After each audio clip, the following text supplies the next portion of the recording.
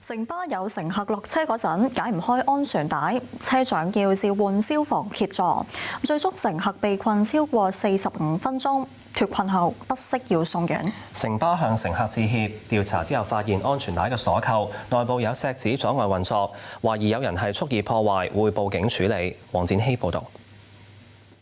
陳生朝頭早搭城巴由將軍澳到長沙灣返工，臨近落車發現安全帶解唔開。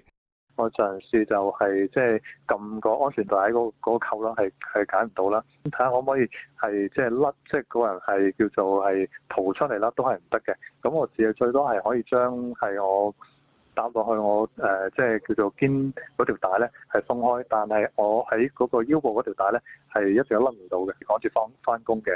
咁所以變咗嗰刻我都有啲焦慮。陳生向隔離乘客求助，請車長到上層幫手，都解唔開。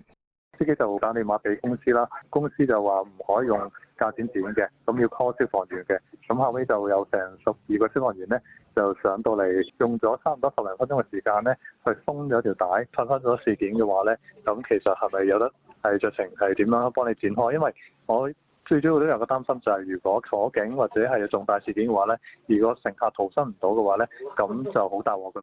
最後佢被困超過45分鐘先至離開座位，因為頭暈不適要送院。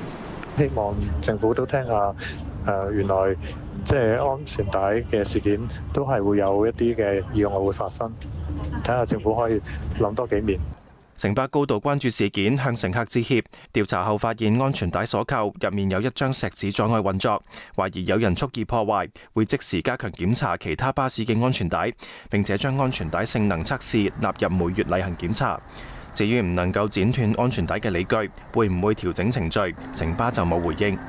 有線新聞黃展希報導。